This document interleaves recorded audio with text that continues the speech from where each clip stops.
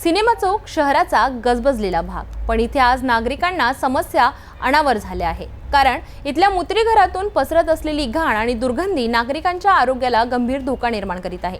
विद्यार्थ्यांपासून व्यावसायिकांपर्यंत सगळ्यांनाच या अस्वच्छतेचा फटका बसत आहे।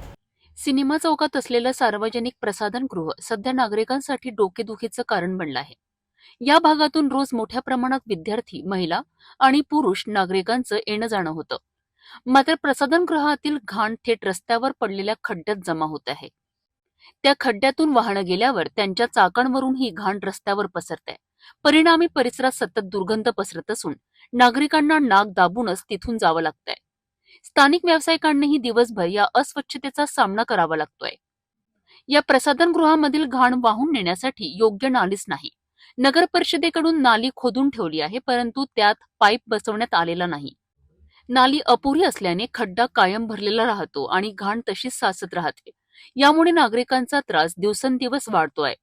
नागरिकांनी नगर परिषदेला तातडीने पाईप बसवून नाली पूर्ण करण्याची, खड्डा बुजवण्याची आणि प्रसाधनगृहातील घाण नियमितपणे साफ करण्याची मागणी केली आहे।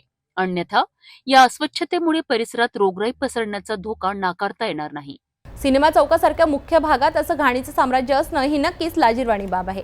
प्रशासनाने या तक्रारीवर तातडीने पावलं उचलून नागरिकांना या त्रासापासून मुक्त करावं अशी अपेक्षा आहे।